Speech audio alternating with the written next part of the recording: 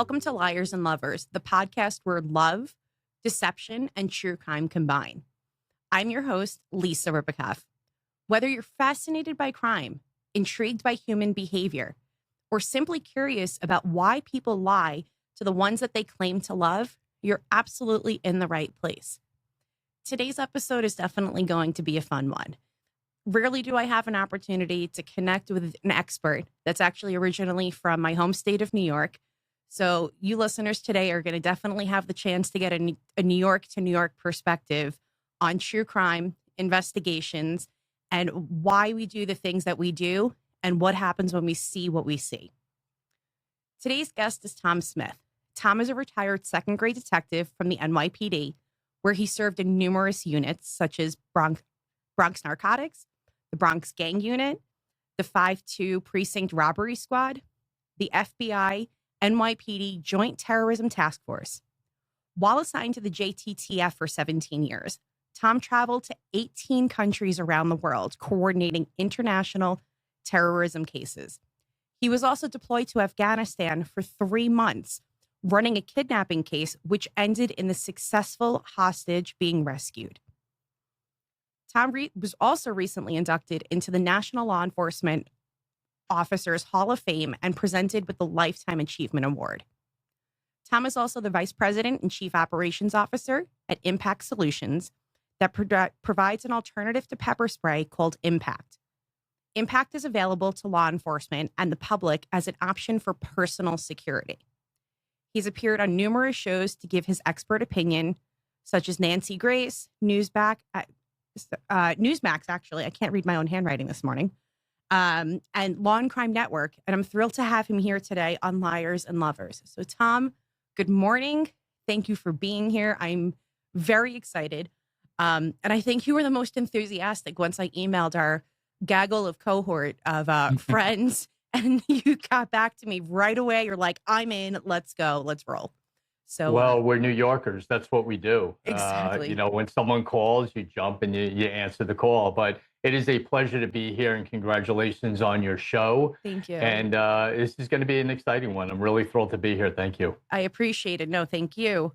So I kind of want to just jump into your history. We've talked briefly about my time in the Bronx, which was very different than yours, because I was actually in a classroom. Spent some time over in the 4-6 precinct in that area.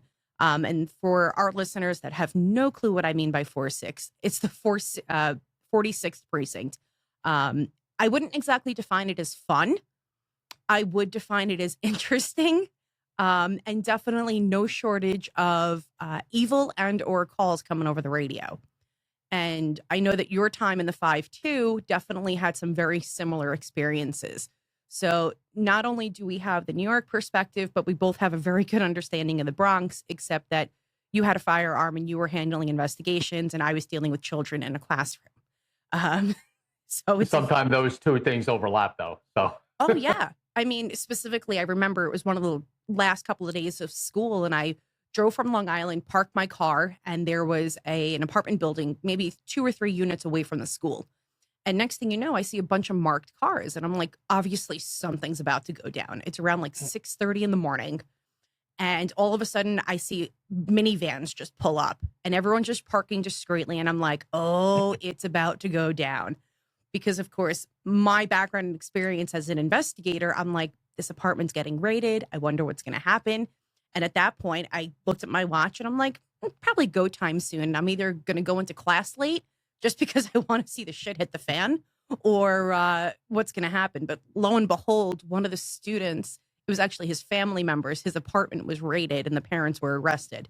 Never found out what it was for. But going back to what you just said, there's definitely an intertwine of what takes place in the Bronx. And always there's someone that knows something, especially when showing up to cases and investigations in the street. I can only imagine, I would say, just the public crowd that takes place sometimes after some of these crimes. Oh, it's enormous. And you know what? It's funny you brought that up because it was something I was taught by my dad, who was also a retired NYPD detective for many, many years in the 50s, 60s, and 70s. And the one thing he always taught me was And I did this actually my entire career. When there's a crime scene and there's so many people standing around, don't worry about the crime scene. That's not going anywhere. Watch the crowd Yeah. and watch people's reactions and who's more enthusiastic about that crime scene, or who's trying to hide, or whose, emotions are a little bit more than someone else's. And those are the people that you want to key on, and maybe not talk to right then and there, but keep an eye on them of where they walk and what they're doing to talk to them later. So that was something I was always taught, going back to my dad. Now, piggybacking off of that, can you kind of estimate or maybe think of a specific time where maybe an offender revisited that crime scene? Oh, no doubt. I was actually, I wasn't a detective yet. I was still on patrol, but I was on patrol for, a number of couple of years. Yeah. And there was a crime scene on Edgecombe Avenue near 145 Street up in the 30 where I worked on patrol up in Washington Heights. Oh, And there was a homicide, and, the body's on the street, the whole thing. And I'm standing next to one of the detectives who I knew very well. And he did exactly what I just described. And he saw one kid look over someone's shoulder, look at the body, and start to walk away real quick. So Bobby and I saw it at the same time and went and grabbed him, brought him into a vestibule of one of the apartment buildings, talked to him, and gave up who did it, who the victim was, where the shooter was, who was actually around the corner in another building. And a few of us went there and arrested the shooter probably a half hour, 20 minutes after it happened, because of observing the crowd and seeing someone's reaction to it. that's got to be like a record breaking, some sort, I guess, case, open, close, shut. I mean, minus all of the paperwork that you guys got to go ahead and do afterwards. And that's going to take 6 times the amount of time it took to get a confession out of this guy. But holy crap. I didn't actually think that it works out that quickly sometimes, because you've got shows like First 48 where it's just drawn out. But Yeah. again, as an officer, you can't script out what's going to happen. You can't script and predict who's going to participate, who's going to help. And given the area where you're working, I mean, that goes back to the phrase of snitches get stitches. Mhm. So you got to be careful, not only who you interview, because otherwise you could possibly be putting that person's life in jeopardy because the public assumption of, oh, he's cooperating with cops. Yep. Well, even further, when we took him into the lobby of that building and we talked to him and he gave us the location of the shooter and who he was and all that, we actually got another cop to stand in there with us, and we took him out a back alley and had a car waiting there for him to throw him in there and bring him back to the precinct. So actually no one saw him leave with us from that building. That's smart. Whose decision was that? I think probably Bobby at the Yeah. time, or both of us together. Just said, "Hey, we can't walk out. We can't walk out the street with this guy across the street from a crime scene. No. So let's get him out of here quietly." No, of course. How often did romantic relationships kind of play in a role in the crimes that you investigated? Well, depending on what they were, at least, you had so many crimes that were taking place during that time in Manhattan, where I was, and in the Bronx, that it depended on what it was, but there were numerous domestic violence cases that were taking over, especially in the Bronx. There was a little bit more in the Bronx for some reason.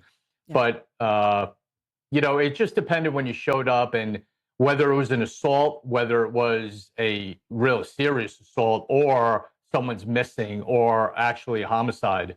It all depended, but you handled each of them kind of a little differently in your approach to it, who you kept there, and the questioning that was involved in those crimes. When detectives arrive at kind of what appears to be a domestic incident, what exactly do you think they're looking for? So when I showed up to a scene, my thing was, what's the reactions of the family equal to the event or the crime? And put myself kind of in that, and how would I react? Not that you can do that all the time by any means, Yeah. but there's a level of emotion and actions that take place when either a loved one is missing or is dead, or something along those lines, whether it's a loved one or a child or whatever it might be. And I always watched, again, the crowd thing, going back to that, Lise, Yeah. their reactions. what they said, how they said it, their movements, their reactions to questions were always very, very important in going on with a avenue of that investigation and who you were going to look at or the line of questions that were going to take place with that crime. I'm very big and kind of got good at it with the amount of interviews that were conducted, that I conducted over the years, in seeing little movements of people, especially their eyes. What are they focused on? What changes their focus to watch something else that someone else is doing? So all of that kind of takes place in the realm of where that investigation is going to go. So would you agree with me that it's extremely important to understand the victim's relationships with people when building a case? Oh, no doubt. That's a big part of especially with missing cases, and not only the cases that I've worked on, but cases that have been asked to comment on or commentate on, like, Nancy Grace or Newsmax or Fox or whatever it might be. Going and doing the research of that, that's always probably the number one thing you look at, is the relationship and what's going on and who knew what and what's going on outside of that marriage, their finances, their communications with people. All of that plays a role in, again, the progression of the investigation.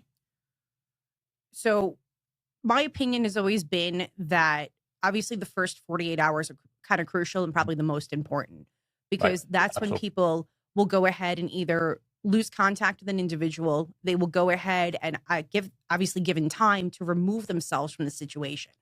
That's where you go ahead and you have a witness, you can't locate them. That's when you're going to also go ahead and gain the most cooperation from someone due to the fact that they're most emotionally impacted. And it doesn't have to necessarily be negatively emotionally where they're crying, they're upset, things like that, and they're processing it.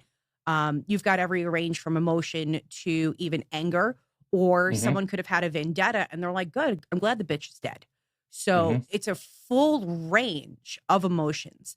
What are your thoughts about what happens after the 48 take place? Yeah, and even just touching on the 48, and that's a great point that you bring up, just touching on that a little bit.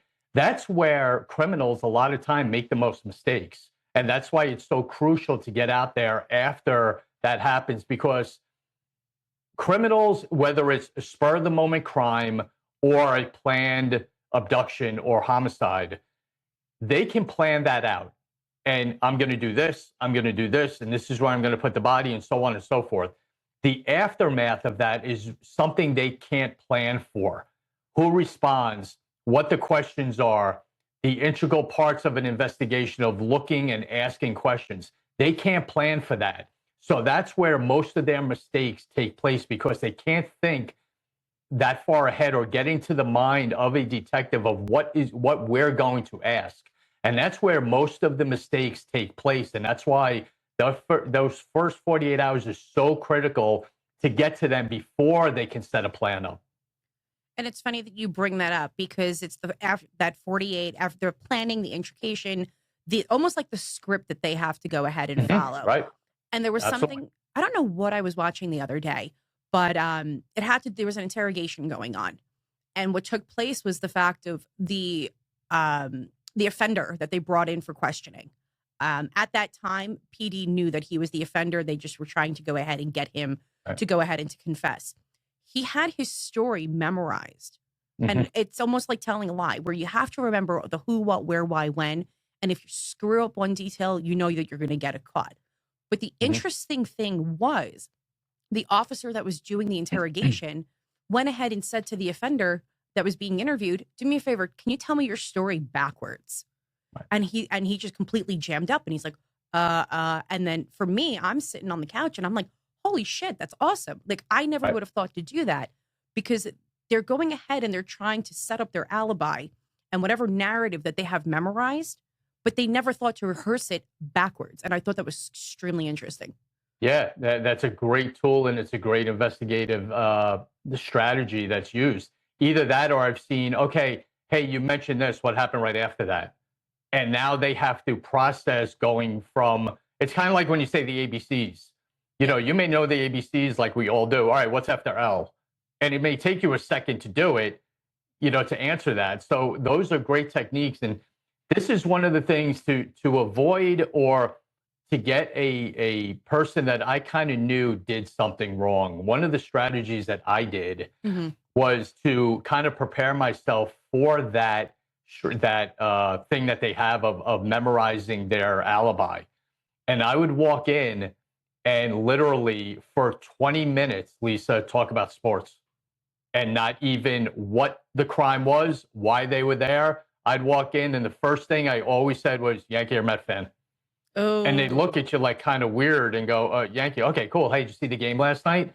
And I would talk about sports for 20 minutes to completely get them off their game of what they thought they were in there for, what they thought the line of questions were going to be. And then once I got to it, they were so messed up about why I did that and where they are now in their story. That strategy worked a lot, and I did that for years. so do I dare ask if you're a Knicks fan? You know what? I'll be honest. I'm an Please, enormous this sports is fan, freak. Every night, I mean, name it, I'll watch it. I okay. fell out of the NBA a long time ago, kind of after Michael Jordan and that whole crew, Yeah. and it wasn't fun to watch anymore. But obviously, being in New York, once the Knicks got in the finals, I did watch the games, and we're happy that the championship came back to New York. Okay. You have a little bit of credit with me right there. No, but I agree with you about the whole basketball thing. It just became a competition of who's going to go Yes, where and what right. team is LeBron playing for now. So Yeah, it almost which became, just changed again. I know. Where's he's going to, is it Philly. Philly? Yeah. Oh yeah, they're going to love him there. He's but I'm like completely diverting because now I'm thinking sports and I want to have this whole conversation with you, but that's a completely different time and place. So you were talking before about crimes that you kind of appeared at pertaining to the crime scenes, and then going ahead and trying to determine motive of the crime. Mhm. Now, relationship crimes sometimes have a completely different motive than obviously a white collar crime, which is almost like a financial crime. Or you're going to go ahead and just a straight out physical assault is going to be different. How does jealousy and revenge, do you think, play into some of these relationship crimes that you've been investigated?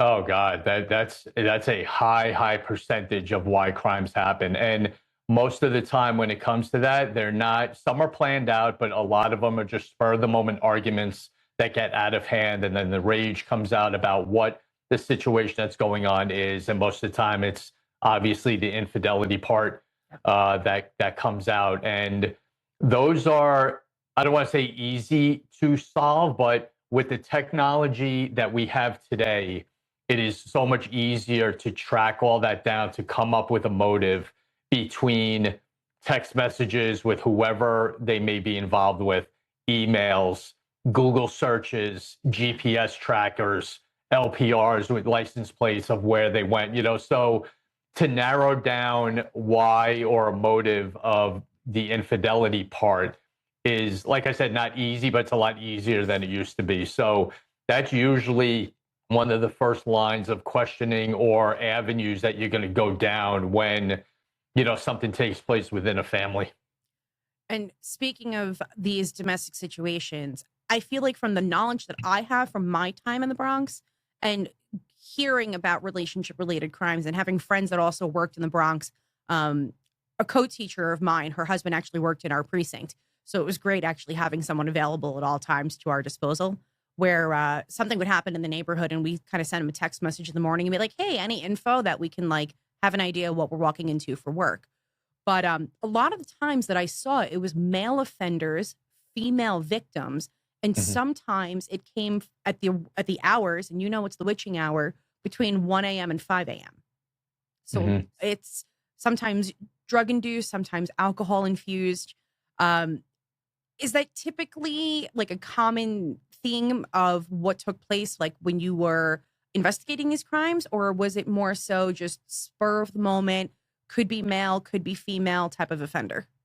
Well, the it is more male, obviously, with the level of violence that's perpetrated within a relationship is normally male driven. And time frames differ. It could be at night because one of them might have just gotten home and then the confrontation happens. A lot of times it happens maybe in the morning when they both wake up, so the time frames differ. And that's where investigations come into. When, if it happens at night, my first thing is, okay, who just got home? Where were they? Who were they with? So it depends on that. And if it's in the morning, where were they and who were they with, overnight? So it depends, the time frame differs from relationship to relationship and problem to problem, just figuring where they were and what's going on with all that. I know sometimes that I've seen and experienced just even reading case files from some of the investigations I've handled, where the post-crime interviews with family members, a lot of the times I've heard of, I should have seen it, I should have known, or I had a feeling. Do you think that there are specific warning signs that like family and friends can look out for? Oh, there are. And again, not to say it again, but it varies. You know, Loved ones, sisters, brothers have to follow their feelings, because probably no one knows that person better than a sibling, about where they're at, or their emotions when it comes to something. Conversations that take place with loved ones who are missing, or a victim of a homicide, that's always, how was the relationship? Was she or he talking to anybody else? Was there a concern about that? How your finances going, paying bills and all that. So a lot of that depends on, and it's different from situation to situation. And a lot of it is, children, divorces, who's going to get custody. That's another big, big issue and problem that comes up when it comes to domestic violence. And some that just want to get out of a relationship and the other one says no. And that fuels that rage of one person in that relationship acting out in a very violent way because they don't want that person to go. I'm just sorry. I was just thinking about a case that I specifically handled where we actually had two fathers legally married. Um, they had a son together, and one of them actually forged a passport of one of the children. And the child was eventually located in Israel. And so my team had to coordinate with agents on the ground there to go ahead and not only locate them in Israel, but to go ahead and kind of intercept and make sure the child got back on the plane. Obviously with the parent, and bear in mind, the child's only about 2 to 3 years old. They have no understanding of when they go, hey, dad said we're going on a vacation, or we're going on the airplane. So that's got to make it even more difficult. Given your situation that when you were over in Afghanistan, when you had that hostage situation, it's almost like, how do you approach the victim at that point, knowing the fact that they were removed from their home, brought somewhere else to another country, have to then go through being a victim there, and then the re-victimization of the interview? I could never imagine being in that situation. Yeah, well, the individual we were dealing with was actually already in Afghanistan doing a story. So he got grabbed over there and held there by a Taliban affiliated group. So, it wasn't taken from here over to there. He was already there. And then we had to actually go there and start the investigation on the ground over there, which, as you can imagine, had many hurdles and issues. But dealing with, victim, his family that was here, we had to deal with. And again, it's all about information. Who was his point of contacts? When did he get there? Where did he stay? Just an array of questions that had to be answered by, both his employer and his family to match up and try to get some sort of semblance of the, when and where it actually happened and who was involved. And we knew who was involved pretty quickly because of just a variety of other issues that unfortunately I can't get that into. No, I don't want you to go down that road. You're good. But, in the end, it worked out with the information that we were able to obtain throughout the months that we were handling this. Oh, so it was months long. Yeah. Okay. Now, just from, I think I know the answer to my own question, but I'm going to ask you anyway, just from the learning perspective for everybody else listening. What exactly brought you in? Like, why was it not another agency? Was it on the basis of where the individual was previously residing before they deployed out? Or is it because of family and friends where they were located? No, well, in the Joint Terrorism Task Force, there's this, the world is kind of split into quarters, and different teams cover different areas of the world and different groups in that, whatever that area may be. And when this happened, my team was actually covering that area. So when it happened, I was asked to be part of it from my boss, to be involved in that case. And how did your family feel about that one? Well, that's the interesting part. They actually knew nothing about it, because I was not able to tell them anything about the investigation, what it was or where it was, until I left to go away. And, telling your family I'm going to a war zone in Afghanistan for 3 months, but I can't tell you why, was, interesting. But thankfully, I got the best wife in the world who understands my job and understood it, being that she's been with me for 36 years now, understanding what, I had to go through. I wasn't there on vacation, and she knew that. So the backing and support of my family was so paramount in the success of that, because everything here was taken care of, and my wife took care of the kids so perfectly, that I didn't have to worry about that. So going over there with a clear mind of just being on target with what I had to do was a big advantage. I think that's a big thing that's forgotten about, because as officers and investigators, the things that some of us see in the field and just even hear in some of those interviews, it kind of puts us in the scenario not only of what the victim went through, but it's like the most screwed up form of therapy for these individuals, because they're trauma dumping. But then at the same time, like, we have to eat it, because it's almost like we become the priest, the rabbi, and it becomes confessional, where they tell us everything. And then we go from call to call, case to case, and we don't have time to process anything that we hear, anything that we see. I know one of the biggest things that I had to deal with pertaining to, I guess, the trauma dumping or the interviews, and was during the time when I actually polygraphed victims of Jeffrey Epstein.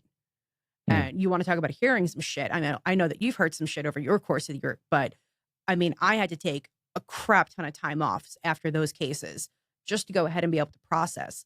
So I think that having that support system, and your incredible wife, because the fact that she still even puts up with you to this day is incredible. Imagine that, right? I know. You said 36 years. Yeah. My God. That's, yeah. Go play lotto, or at least give me your lotto numbers. I know. Just because it should be her birthday, should be the lotto numbers. Birthday, anniversary, kids' birthdays. Yep. But it's, and I just want to touch on something, and I've said this on our show numerous times, and I just want to bring something up that you just touched on. The average person will have 2 to 4 traumatic events in their life that they have to deal with. And when you look at just a 20-year career of a cop, it's 200 to 400 in one career. I mean, I could deal with 2 to 4 traumatic events in an hour when I was on patrol, or narcotics or whatever, and you just build that up over the course of a career, and it's in the hundreds that men and women in law enforcement have to deal with. And to have an outlet like a strong family is so important to do, and it makes life a little easier. I would think so.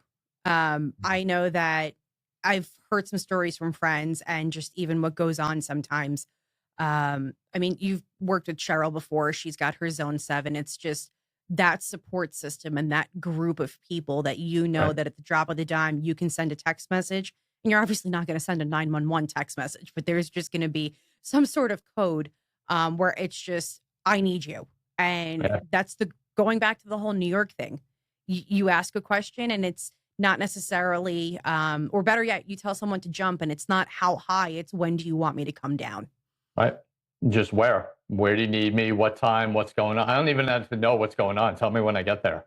But that's our world, because a lot of times, unfortunately, we have each other to rely on, and that's it.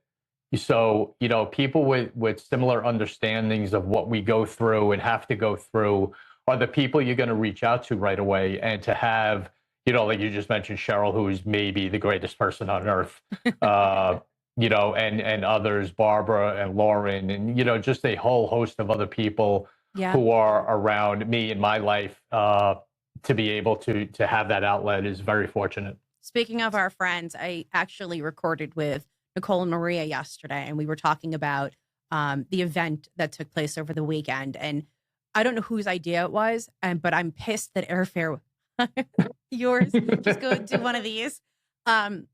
I think what you guys did was unfreaking believable. And I texted you and I'm like, airfare is beyond expensive. Like, it's killing me that I can't be there. Mhm. Because for you guys to do what you have done, and especially going back, that even though I'm out here on the West Coast living in Vegas, like America's adult playground, whatever you want to call it. Mhm. And it was almost like I felt like a piece of home.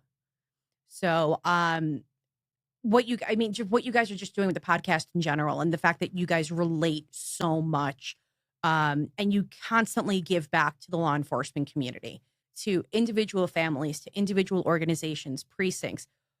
Holy crap, your Lifetime Achievement Award with the National Law Enforcement Hall of Fame. I mean, can you tell me a little bit more about that?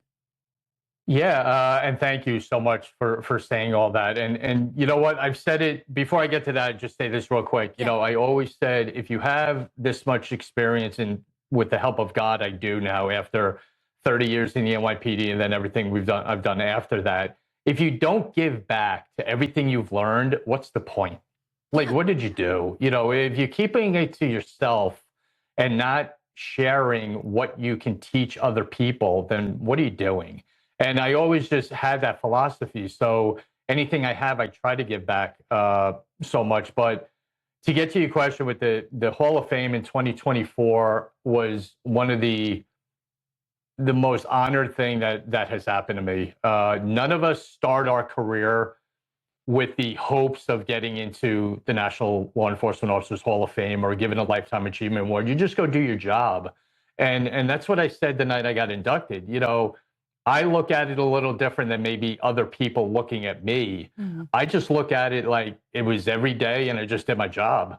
So to be rewarded for that and looked upon as enough to be given a Lifetime Achievement Award was just such a incredible experience and honor that I cherish, all the time. And, my wife was there that night and my kids were, busy in school. They were still in school at the time, but to share that night with her, and like you said, so many other people that were there that night that were friends of mine or former guests on the show that were there just meant the world to me. Now, sticking with the theme of families, Mhm. what advice would you give someone who believes that a loved one may be in a dangerous situation? Oh, don't be quiet. Be aggressive. If you think something's wrong, I've said this too. Most of us, when you think something's wrong and the little hairs on the back of your neck are up, 99% of the time you're going to be right. So you have to act on it. And it may not be popular to question someone's relationship, even a sibling, but you have to do it because, like I said before, no one's probably going to know you any more than your sibling or your child. As a parent, Oh, yeah. no matter how old your child is, no matter what the relationship is, no matter where they live, they are still your responsibility. So you have that inner thought and inner itch, should I say, if something's wrong. And to me, you've heard it, I've heard it so many times, of the phone conversation wasn't what it normally is. When we went to that party, that person was too quiet and not outgoing. So there are red flags that happen. It is very difficult for the human body to absolutely cut off a traumatic event that's going on in your life and be normal. It's very hard to do that. And most people cannot do that. So it's up to the people who know these victims well enough to look at them, just look at them and know something's wrong. I mean, we all do, Lisa. You have loved ones, I do, that you'll get that text or that phone call or whatever, be like, hey, what's the matter? And something's wrong. If you have to ask the question of what's wrong, something's probably wrong. So my biggest thing is, don't be quiet. It may ruffle some feathers at first and not People don't like being questioned about their relationships, no matter what's going on. But you kind of owe it to them to react to your feelings and what you have inside you that something's wrong. It's better to know than not know. Yeah. Because I know that I'm thinking of one specific friend of mine where I eventually was not getting text messages back. I wasn't getting returned phone calls, everything on social media, even sending stupid memes and gifts. And it got to the point where I actually went and knocked on the door. Hmm. And I did I guess, an alive and well check, as we like to call it. And she opened the door and I just realized, I said, something's not right. Clearly you don't want to tell me. And I actually handed her pepper spray. And I said, you know what? I said, this is what I think it is. I'm going to at least tell you what I'm thinking. If you want to agree to disagree and not tell me what it is, but I have enough years of experience and this is what I did. And I gave it to her. Lo and behold, she used it. Got the text message after her. But tying into the whole pepper spray thing, I know that I spoke with you at CrimeCon pertaining to Impact. Hmm. Impact is an incredible personal safety device that I personally think that everyone should have, because you never know where you're going to be, who you're going to speak with. Because just because the person in front of you acts, says, and does one thing does not mean there's not an ulterior motive. So can you just explain to everyone kind of what Impact is, and why it is a phenomenal personal safety device? Sure. Dan and I, my partner on the show and partner with Impact, combined did 50 years in the NYPD. And not once did either one of us use our pepper spray, because the effects of it are horrible and it's going to hurt you more than the bad guy. Yeah. With the way it sprays, with the way it stays in the air, with the impact of your respiratory system, with your breathing, with your nasal cavity and all that. It's just a harmful tool that is hard to use in places where most of the time you have to confront a possible assailant, in an elevator, in a stairwell, in a car, in an Uber, in a bus or a train, whatever it may be, is a lot of times where things happen. Not, and walking through parks and all that as well, obviously. But we developed Impact because it does none of that. What Impact is a extreme eye irritant. When it's sprayed in your eyes, you cannot open your eyes, and it burns to a very, very debilitating degree that you are unable to open your eyes. And if you take the eyes out of a assailant, now the ball is in your court. Now you're on top. Now you can call the shots and get out of that area. The other thing that it is, the best part of it is it can be used inside. You can use it in a stairwell, in a car, in an elevator. And the only person that it impacts is the person you're spraying.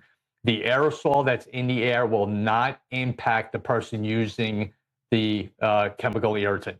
All right, it will not blow back on you. It will not harm you. Only the person that you want away from you. Our nitrogen propelled bottles as well are very powerful and gives you, on the smaller cans, a 10 to 14 foot leeway before someone gets on you to spray them and get out of that area. The other great part of it on the civilian side is it has a UV dye marker in it. Yes. So you can spray the assailant and get out of that area and call 911, have the police come up, and if they have a black light with them and shine it in their face, they will be covered with the Impact spray. So now you can identify that person after the assault.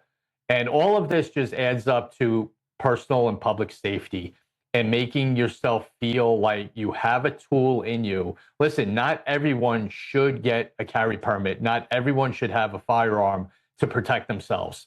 All right, so this is a great alternative to make sure you're protected wherever you may be, in a small town or a big city. Impact's going to help you a lot and make you feel even better just on a protection level. Two of the biggest things that I just took away from your description is, one, close quarters. Especially as a woman, like even going into a public bathroom, you Right. never know. And there are sometimes you've got offenders that are lurking in those bathrooms, whether it's for women and your children, close quarters.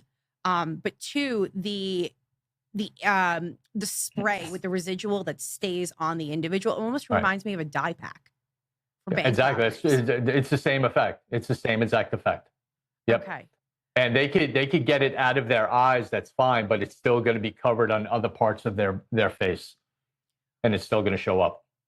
Now, is it common for PD to, I guess, travel or actually have in their car like a black light, or would that be something that would have to get like called in and then holding on to offenders? Yeah, I mean, there's some guys who carry them, so usually someone's going to have one, whether, it's a adjoining department or one of the really buffy guys who carries all that stuff in a bag. That there's always one or two of those. So Yeah. someone's going to have one. No, you're right. There's always one buff in a crowd. You line them up, and it's usually like 1 out of 5, because even out of 10, and they all hang around. They're trading gizmos and gadgets, or they're going to the store and be like, "Look what I found." Right. So yeah, but what I want to do is I kind of want to do a little bit of a rapid fire with you. Okay. Okay. So first one, biggest myth about detectives. That we drink coffee, smoke cigars, overweight, and can't have a successful marriage. So you just opened up a whole different can of worms, which has now completely taken me off guard from the rapid fire. Why is it such a publicized thing? And God bless the New York Post, because we both know that anytime there's a OIS, which is also like an officer involved shooting, but at the same time, like an outside marriage, I mean, all the crap that's going on with the NYPD, with subordinates and chiefs and this and that. Why is it so prevalent for either the misconception or for the infidelity to take place, like, or being a badge money ties? I don't even know where to start with this, because my mind is just going. Because I mean, a lot of it happens, and I'm not attributing this to everyone, obviously. Well, yeah, it's not everyone. There's always other factors that lead to stuff. It's not just one, but the amount of time that we're not home gets stressful on both people, and not having a normal relationship. If you want to define normal, it's 9 to 5, you're home, eating dinner, go to bed, wake up, go to, have the weekends off, go to a picnic, go hiking, whatever it might be. And in law enforcement or first responders, you don't have that. You don't even remotely have that. You try to have time together when you can, and have the best time you can with it. Some departments are so low staffed that you're not even getting a vacation, to go away and kind of rekindle things or whatever. And that adds up after a while on both sides. And I think that's a big part of it. And, again, other parts of this is actually, the stress that goes on in law enforcement. Now, what's that stress lead to? Being quiet, being secluded, starting to drink, starting other things that aren't healthy in your relationship. So listen, being in law enforcement is extremely difficult. Not only the physical demands that it has, but mentally. Yeah. It is draining at times, and it's hard to explain, but people who have gone through it understand. And all of that just compiles itself into an eventual volcano that just erupts. And I think sometimes with what's observed in the media, and what's reported and what people are ingesting, is always just who can push out the article the quickest. Oh, yeah. And absolutely. And 9 times out of 10, the article comes out because a court case was filed, and they're just breezing through, and they're going ahead and they're pulling from criminal court down in Manhattan, and they're seeing what's going on. But 9 times out of 10, IAB hasn't even closed their investigation when this stuff is still going on. Because how many times do we see it where there's a subordinate situation, I guess, within the command of an allegation going on involving a higher ranking officer, and next thing you know, it gets pulled, and there's no longer a filing, there's no longer a case, it's closed. So there's so much misinformation being put out there that people are absorbing, and it's given cops a bad name, that every cop's a cheater. And then it's also I hate to say it, but then the other side of that is like first responders, of the whole, like, even the misconception about nurses, doctors, fire. It's horrible. I personally hate it. And there are some people like, I'll never date a cop and I'll never do this. And I'll be like, You know what I did? I did it. I'll give you the pros and cons. It sucks, especially when overtime. I mean, overtime is great, Mhm. but not when you're working 3 shifts in a row because the command Right. doesn't have anyone. Absolutely right. Yep. And it all just eventually adds up, and it is a difficult life. That's why I always, and our show, at the end of the show, I'll pray for our law enforcement officers and their families, Yeah. because their families go through everything that cop is doing, maybe not physically, but certainly mentally. And it is, just as difficult a job to be on the streets and run around and do all that, or sit at home and not know where your loved one is or what's going on until you see the headlights in the driveway or the door opens. You don't know. And that is so, so difficult to deal with. That's the worst part. I Hmm. remember I was romantically involved with someone when many years ago, and he was actually out of the 113, and there was an OIS involving two officers that were just pretty much executed in their police car. And Hmm. it was his command. And I remember, and I got the news alert, and then I couldn't get a hold of him because he was working that shift. So to literally go from everything being fine. And I remember I was baking cookies in the kitchen and I got the alert to then like my throat being in my stomach and Yeah. being like, I don't know if he's coming home. And by home, I'm like, I'm in his house with his dogs. Like, what happens? Right. It's definitely yeah, it's not easy. And like I Nope. said, going back to it, like bless your wife, love her to death.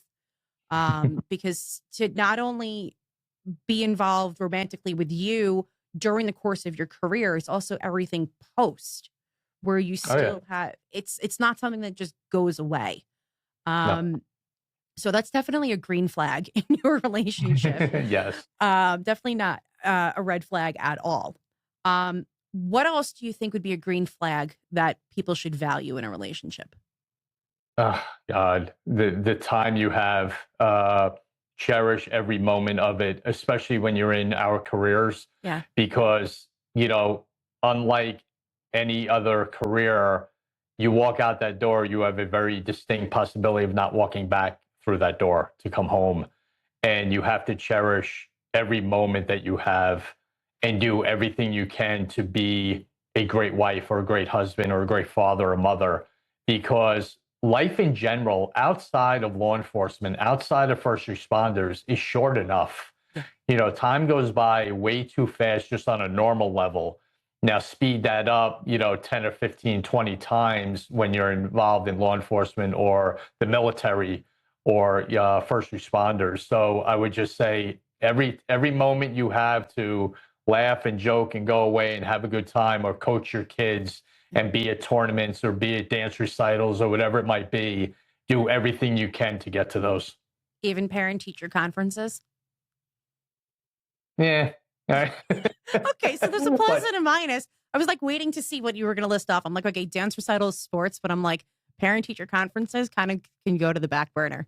But and I'm But you know saying what? I wouldn't say that. I yeah, agree with that. I don't think in all the years that the kids went to school, I don't think either one of us went alone. mhm, We made the time to go together, because you have to make sure your kids are in the right spot and doing the right thing and with the right people and getting the right grades. That's a big part of it.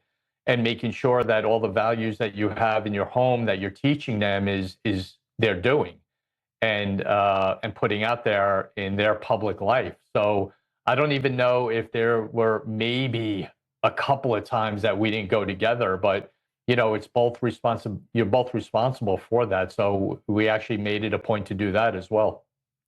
I think that's really important what you stressed. And again, as a former educator, being on the other side of that kidney table, saying two good things about your kid, and then the one of like, no, we're gonna have a difficulty with that one because it was almost like two truths and a lie, except two good things about your kid and one not so bad. You're actually Hmm. trained that, but it's about the values. Is that whatever goes on inside your home needs to go ahead and be reflected on the outside, because you don't want Yes, people on the outside looking into your home saying, what on earth is going on? absolutely right. Yep. Um, if you can describe police work in only one word, what would that word be? Challenging. Interesting choice of word. Now, challenging in a good way or challenging in a bad way? Both. That's why it's challenging because Such a smart ass. sorry. No, you're good. Because it's when you're involved in dangerous situations, it's challenging to get out of there in one piece and not harmed. And then when it's going well, it's challenging to have another day like that, to make sure that a good day carries over to the next day. Yeah. So each and every day is different. They're never the same. You may have similar days, but they're not the same. And it's a matter of the challenges that you face that day, whether good or bad, that go over to the following day. So we're actually going to be wrapping things up, but I want to make sure that my listeners have an understanding of where to follow, find, and everything pertaining to you and your podcast. So for Gold Shields, Tom Smith, Impact, National Law Enforcement Hall of Fame recipient, where can our listeners get a hold of you? Well, thank you again for that. And Gold Shields is our podcast. We've been on for 4 years now. We just did our 172nd show, which we're so blown away by that we're to this point. But we're on YouTube at Gold Shields, and we're on every audio channel that's out there. And we come out with a weekly show of the best guests around with the most kick-ass, wild stories from law enforcement, from the military, from victims of crimes that survived, to mental health issues that we deal with. So it's an array of just amazing guests with stories that people really need to hear. And our website is thegoldshieldShow.com. Instagram is The Gold Shield Show. And our Facebook channel is the same thing. So that's where we're at. And Impact, you can check us out and buy our product at carryimpact.com is our website, where you can get our 3 different canisters on top of, and also our keychain that is a big seller out there now that you can attach right to your bag, I'm buying to your it belt. right now. I was like, I lost track of the website, and I'm like, okay, this is great. I can hear it and I can type it in at the same time. And I'm like, yep, this is what I want. Yep. So, and I implore everyone to check out the National Law Enforcement Officers Hall of Fame. And if you have a particular person in your town, in your department, that you think is worthy of being inducted with a just incredible story, and the stories that we hear every year at the induction ceremony just blow us away every year, with the stories of survival and being shot multiple times and surviving or saving people's lives each and every day out there, or organizations that people have started in support of law enforcement are incredible. So I would just tell you to go to the website for the National Law Enforcement Officers Hall of Fame. Thank you, and thank you for responding to my call with regards to being here, and just for your support of my new Labor of Love project. I know I've been telling you for years, I want to start my podcast and I want to do this, and I've got all this knowledge and plethora of almost 20 years as an investigator and 15 years as a polygraph examiner. So I've seen some shit and heard some shit, but nothing compared to you. But again, I really want to say thank you for joining me. And as to our listeners, until next time, please make sure you trust your instincts. Question every story that you hear. And remember, in the world of liars and lovers, the truth will always leave a clue.